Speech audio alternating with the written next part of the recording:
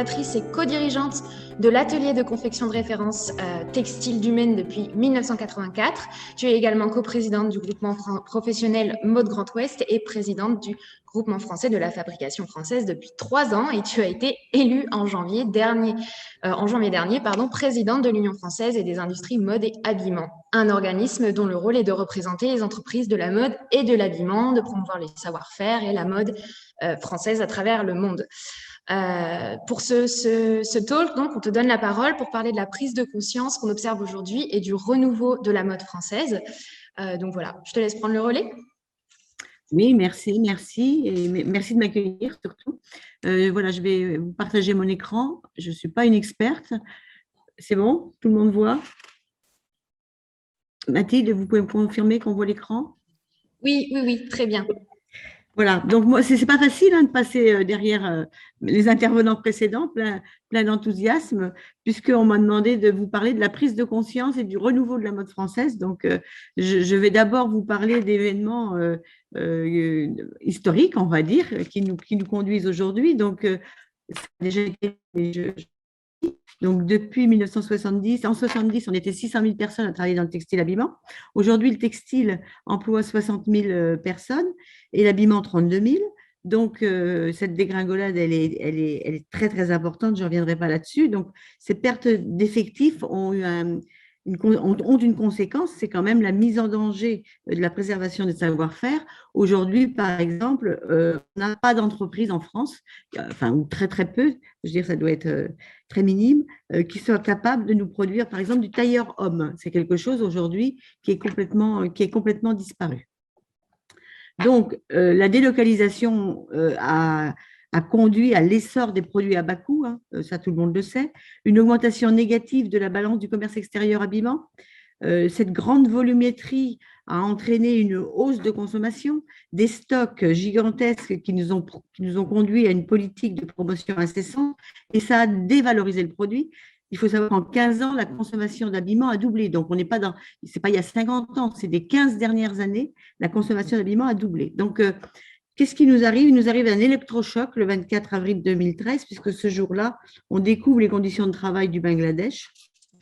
Et il y a la tragédie du Rana Plaza et l'effondrement de cet immeuble qui provoque la mort quand même de 1100 personnes, c'est énorme. Depuis lors, donc, sur les réseaux sociaux, dans les écoles, dans les centres commerciaux, le public s'interroge quand même sur le coût en vie humaine d'un t-shirt à bas prix. Je pense que la prise de conscience, elle est réelle. On est tous un peu des fashion victimes, nous, surtout les femmes, mais personne n'a envie d'être une victime de la mode. L'autre date clé, c'est bien sûr 2015 et la COP21 au sujet du développement durable. Les médias ont désigné dans ces moments-là la filière textile comme étant l'industrie la plus polluante au monde. Donc, alors on a tous des sources différentes, mais si on se réfère aux chiffres actualisés de Cantis, par exemple, on est à 6,7% des émissions de gaz à effet de serre mondiaux imputables au secteur. On connaît bien sûr les conséquences néfastes de la culture du coton qui nécessite trop de pesticides, trop d'eau, l'empreinte du carbone inhérente à la délocalisation de la fabrication, Eric en a parlé tout à l'heure, la pollution causée par l'entretien des vêtements ou encore la surconsommation liée au boom des enseignes de fast fashion et au textile bon marché. Bon, on peut rappeler vite fait les secteurs les plus polluants, bien sûr, c'est l'énergie, pétrole, gaz, charbon. Il y a le transport, sachant que 60% du transport est imputable au transport de personnes et 40% au transport de marchandises. C'est l'agriculture. Et nous arrivons en quatrième avec la mode et le textile, et notamment pour toutes les activités de teinture et d'ennoblissement. Vient après, bien sûr, la distribution alimentaire avec tous les problèmes de packaging. Donc, face à ce constat, notre filière, on n'a pas le choix, il faut qu'on évolue, on l'a tous dit. Donc, il nous faut acheter des produits de meilleure qualité, il faut collecter pour recycler, il faut de la seconde main, il faut de la location et il faut surcycler. Voilà, on a, je pense, identifié des pistes de travail. Donc, bien sûr, la pandémie étant passée par là, ça va accélérer, je pense, ces transformations, puisque la prise de conscience, on vient d'en parler avec Karine, de notre dépendance industrielle, et on était tous stupéfaits de notre dépendance industrielle aux médicaments, donc dépendance industrielle sur le médical, sur le militaire, et donc concomitamment la montée en puissance des questions liées à la RSE et l'obligation réglementaire qui se met en place avec les décrets d'application au 1er janvier 2022. Tout ça fait que forcément, on va y aller. Alors, certains à marche forcée, d'autres beaucoup plus convaincus, mais on ne va pas vraiment avoir le choix. Donc, aujourd'hui, en cas de crise sévère, juste pour vous donner un exemple, on n'a plus la possibilité, on n'a plus la capacité en France de produire sur le sol français tous les vêtements techniques de l'armée, c'est-à-dire pas de gilet pare-balles, pas de produits de protection pour les pompiers. On a gardé la partie innovation, mais on a aujourd'hui totalement délocalisé la production, y compris en Asie, bien sûr au Maghreb, mais il y a beaucoup de production qui est aussi faite en Asie.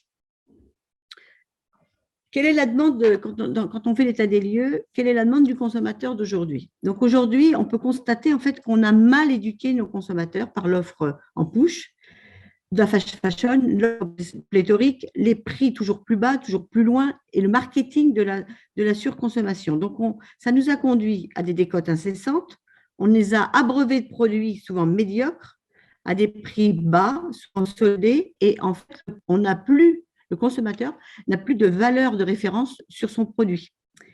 La méconnaissance aussi, la méconnaissance du produit, on l'a rendu tellement facile, l'accès au produit, qu'aujourd'hui, il ne connaît pas les étapes de la chaîne de valeur. Un vêtement, c'est souvent minimum 25 étapes de fabrication mondialisées qui vont correspondre à des impacts environnementaux et sociaux qui sont considérables. Et paradoxalement, finalement, les consommateurs sont devenus défiants par rapport aux discours de marque qui ont eu parfois des discours plus marketés que de sincérité, de s'améliorer. Et au niveau, tout ça a engrangé des risques sociaux et environnementaux, et on le sait tous, quand on fait un achat à coût, quand on achète un t-shirt à 3 € quelque part, quelqu'un en paye le prix.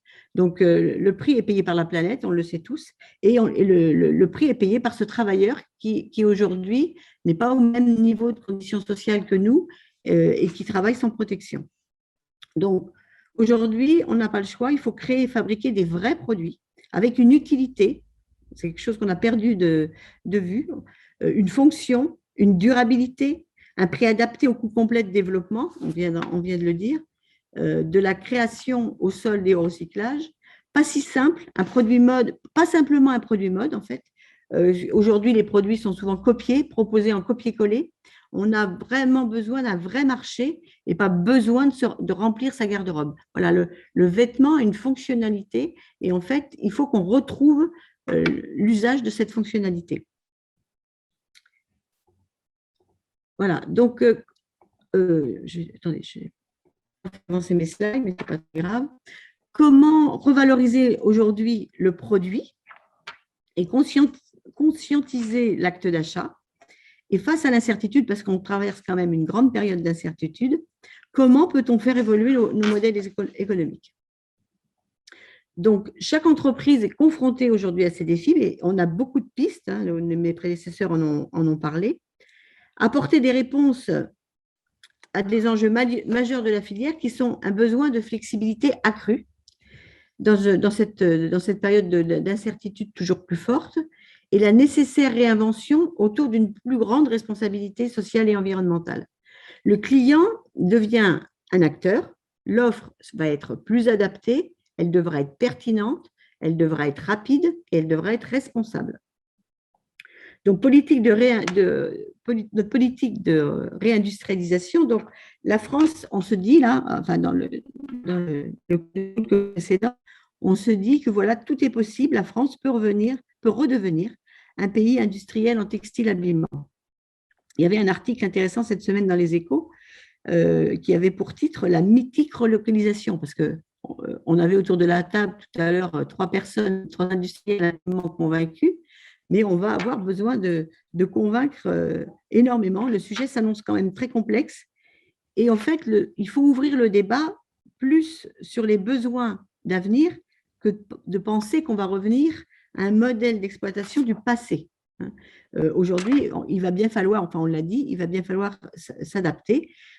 Si on prend aussi des démarches différentes, parce qu'on a des problématiques qui vont naître de ce besoin de réindustrialisation. On a nos voisins allemands, par exemple, où l'État a toujours été très attentif à corréler en fait l'éducation, la formation aux besoins de l'industrie. Ça, c'est quelque chose chez nous qu'on n'a absolument pas. En France, relocaliser signifie réindustrialiser une filière qui est complètement démantelée depuis les accords du GATT en 1994 sur le libre-échange mondial, de la matière première naturelle, artificielle, synthétique, du filage, du peignage, on en a parlé tout à l'heure, de la filature, du tissage, du tricotage, de la teinture, de l'impression. Vous voyez, il y a énormément de métiers et il y a bien sûr la confection à la fin. Il faut structurer une filière textile-habillement qui est beaucoup trop affaiblie si on souhaite fabriquer largement des produits, fabriquer nos vêtements en France. Et puis, il faut aussi des nouveaux acteurs avec des outils industriels dimensionnés, structurés, robotisés, alors robotisés sûrement très peu, cobotisés sûrement beaucoup, pour atteindre des exigences spécifiques du marché. Entre ces deux filières, forcément, nos ressources humaines devront être identifiées et formées aux besoins spécifiques. On a besoin d'un engagement, on l'a déjà dit tout à l'heure, d'un engagement politique très fort, tant au niveau national qu'au niveau européen.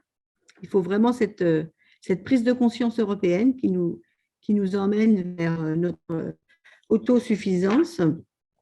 Ce constat, d'ailleurs, est fait sur beaucoup d'autres secteurs d'activité qui sont en demande. Donc, serons-nous un secteur stratégique auparavant sacrifié? La question pour aujourd'hui est une réponse, mais ayons déjà l'ambition, tous ceux qui sont autour de cette table et convaincus, d'engager notre mouvement. La part de fabrication au remède aujourd'hui est de l'ordre de 10%, et mettre le curseur à 30% est quand même un challenge auquel on peut tous s'atteler, sachant qu'il nous a fallu effectivement 40 ans pour tout détruire et que nos efforts ils seront vraiment visibles en masse, je pense, dans 15 ans, mais on prépare l'avenir. Voilà. Donc, au niveau des recrutements, pour les metteurs au marché, pour les marques, forcément, les besoins aujourd'hui sont beaucoup plus tournés vers les profils digitaux et logistiques. Côté industriel, pour répondre à la demande d'avenir, il faut qu'on aille sur des organisations d'ateliers très réactifs, avec un rapprochement évident entre le textile et l'habillement et un inventaire des potentiels fournisseurs de proximité sur tous les composants, y compris les accessoires.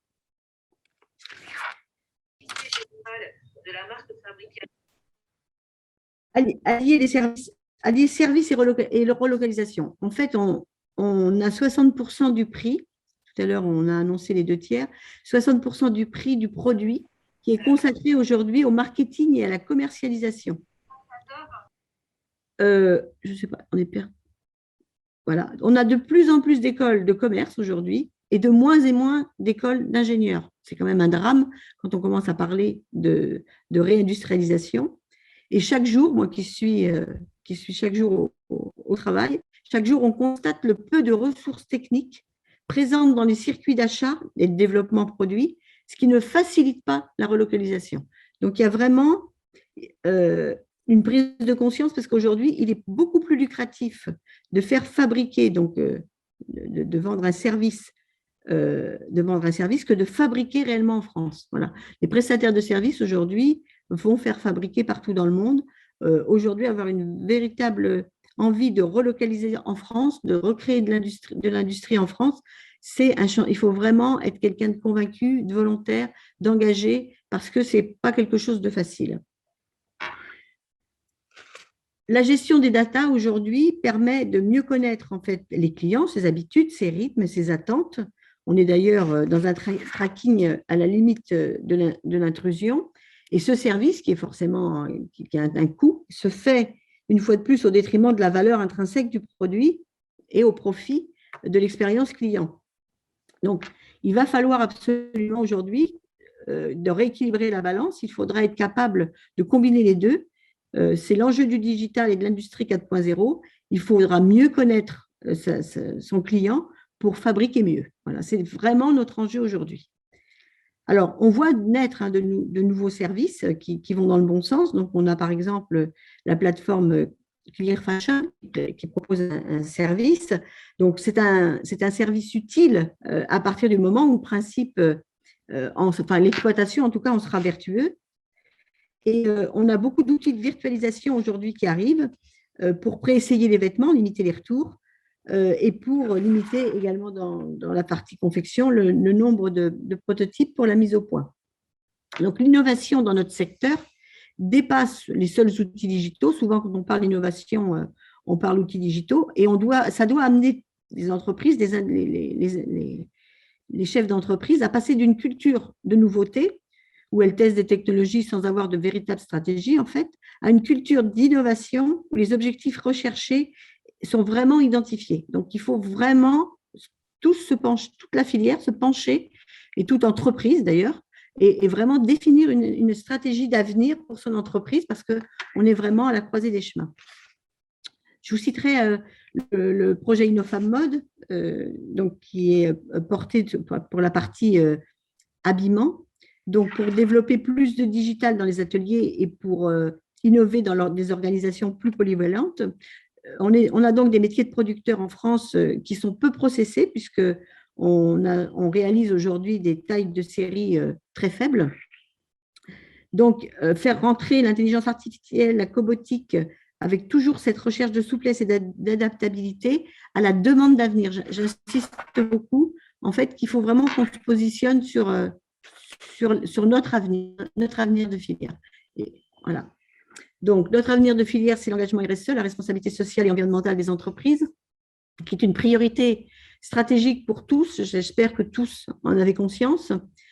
3 évolutions récentes, un engagement quand même de plus en plus marqué des marques, au-delà de celles qui sont nativement engagées, des attentes croissantes des consommateurs et l'évolution du cadre réglementaire. La RSE est plus que jamais le vecteur de sens pour les marques et les équipes, générateurs de valeur et de sources d'inspiration et d'innovation dans nos entreprises.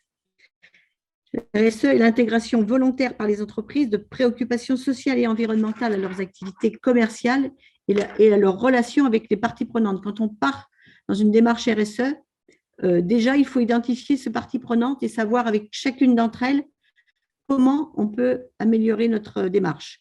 On a des outils pour nous aider, bien sûr. On a des chartes, des labels qui, à partir de référentiels à partir notamment de référentiels ISO 26000, vont nous donner des indications fiables, vont nous permettre de réaliser des applications, des mesures de l'analyse du cycle de vie. On a aussi les labels. Bon, aujourd'hui, il y a beaucoup, les principaux labels qui ressortent, ce sont les labels GOTS et les labels Bicorp, mais il y en a bien d'autres. Quelqu'un l'a dit avant moi, je pense, c'est s'engager dans une démarche d'éco-conception pour produire un produit durable qui pourra facilement entrer dans les circuits de fin de vie, seconde main, surcyclage, recyclage. Ça, c'est très, très important, l'éco-conception, de façon à envisager l'avenir et la deuxième vie du produit. Donc, si la question est complexe, la réaction des consommateurs est très simple, en particulier sur cette nouvelle génération qui s'intéresse à l'origine des produits et aux valeurs de la marque. Désormais, dans les écoles en France, à l'étranger, on n'a pas un étudiant en design ou en marketing qui n'intègre pas cette dimension responsable dans son projet.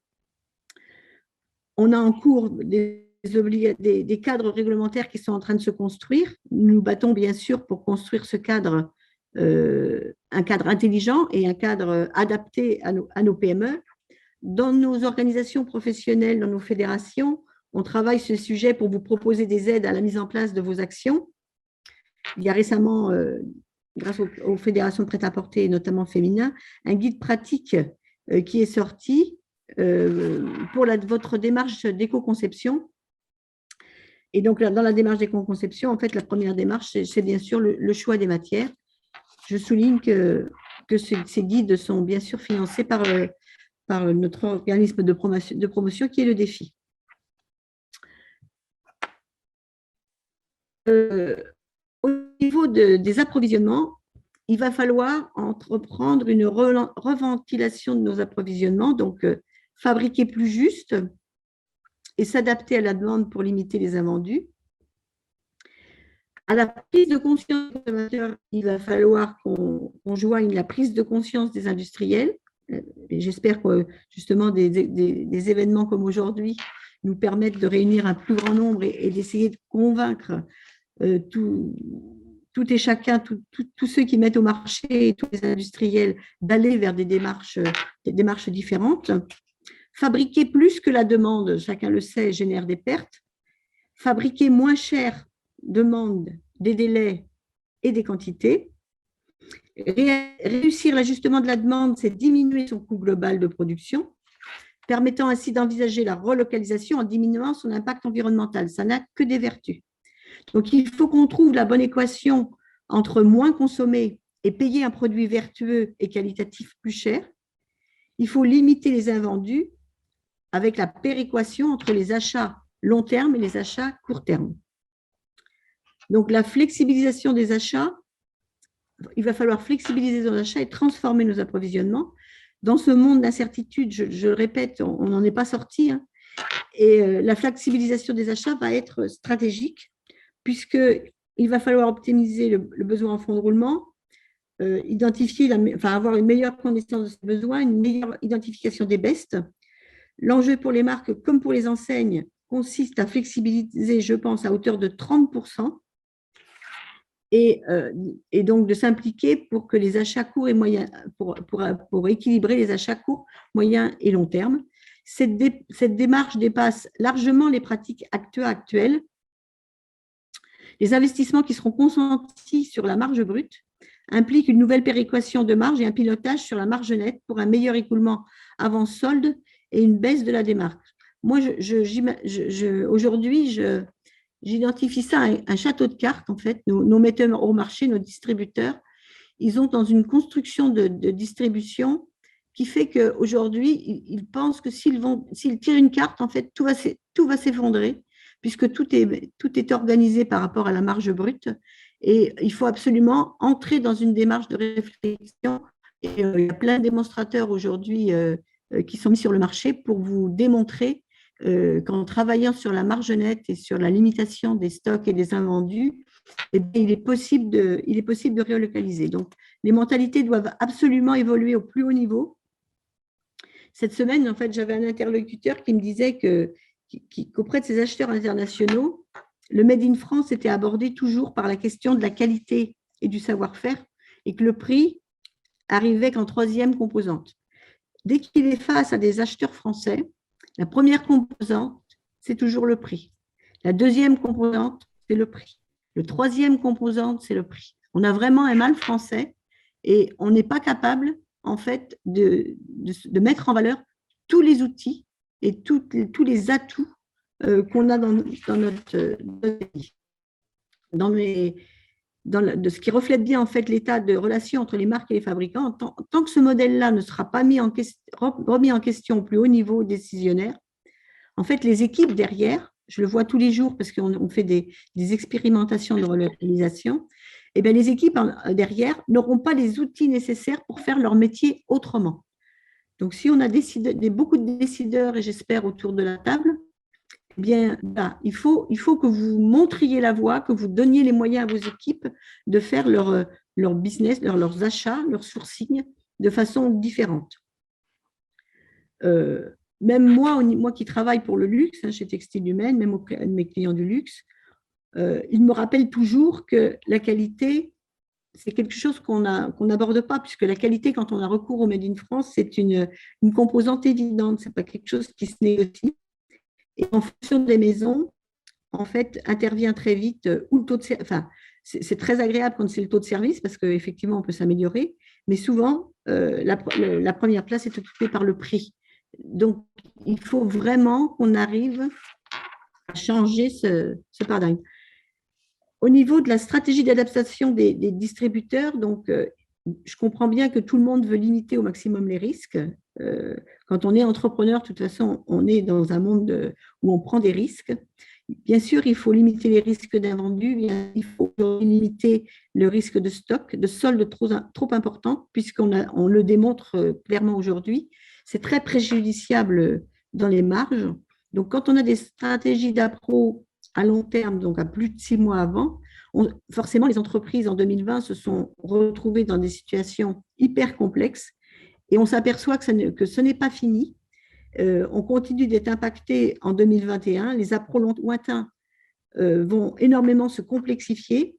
Les coûts de transport sont à la hausse, et quand je dis à la hausse, on pourrait presque dire explosent et vont exploser durablement, puisque la demande mondiale est très soutenue. Nous sommes d'ailleurs aujourd'hui, compte tenu des événements de cette semaine, nous sommes d'ailleurs aujourd'hui dans une situation, on peut dire, de crise. Tant le circuit d'appro lointain se grippe, notre dépendance en matières premières peut nous faire craindre des ruptures dans nos ateliers aujourd'hui en France, puisque une partie beaucoup de sourcing aujourd'hui se fait en Asie, y compris sur la fibre, et aujourd'hui on a des clignotants qui s'allument et ça va être notre problématique ces prochaines semaines. Donc l'objectif, c'est au niveau du long terme de diminuer nos appros, on va dire, de 40%. À moyen terme, sur le proche, on va dire le prochain port en Méditerranée, c'est de passer peut-être à 35-40% du poste d'approvisionnement. Et puis à court terme, d'augmenter cette part locale quand c'est pas une part, j'aime beaucoup la part bocale, c'est-à-dire très proche de soi dans son environnement, peut-être à hauteur de 15%. On s'aperçoit quand on regarde les chiffres que 37% des distributeurs aujourd'hui ont augmenté leur sourcing de proximité. 37% des distributeurs ont augmenté leur sourcing de proximité, donc c'est quand même, c'est pas une majorité, mais c'est encourageant. On sent que la volonté est là, qu'on va aller, j'espère, vers un équilibre du local, de la proximité, du grand import, parce que ça ne va pas complètement disparaître, bien sûr, dans les années qui viennent. Donc, on a en France beaucoup d'acteurs, on a quand même de bonnes nouvelles. On a toutes ces marques digitales natives qui se sont développées avec des modèles économiques libérés de la démarque dès le départ, avec une promesse de prix juste et une politique promotionnelle qui est très limitée. Donc, je vais pas vous les citer parce que j'aurais peur d'en oublier, mais beaucoup ont adopté cette approche et c'est très, très encourageant. Donc, en plus d'un message marketing très fort, elles expérimentent de nouveaux modèles avec nous, les producteurs, donc des précommandes, de la fabrication à la demande, des collections moins fréquentes. Et pourtant, la progression de leur chiffre d'affaires est là. Et donc, ça témoigne quand même de la viabilité, de la vitalité de cette nouvelle distribution. Donc, dans les années 90, on communiquait sur le message. Vos emplois, vos emplois, oui. Le temps coule, enfin le temps coule, on arrive à la fin. Est-ce que tu aurais un petit mot pour conclure en quelques mots? En fait, je voulais vous parler, voilà, on va conclure, il n'y a pas de souci. Donc, en s'engageant dans une filière plus transparente, plus vertueuse, le client informé n'aura plus d'appréhension, la traçabilité du produit, les indices de durabilité renforceront cette confiance. Les paramètres difficiles à intégrer sont l'avenir d'une filière en reconstruction. Ça, c'est aujourd'hui, il faut beaucoup de volonté, mais on est quand même en reconstruction. Et le produit doit vraiment être au cœur de notre réflexion, un produit utile, fonctionnel, adapté, agréable, respecté de l'environnement et fabriqué dans le respect des savoir-faire et de l'humain. Voilà.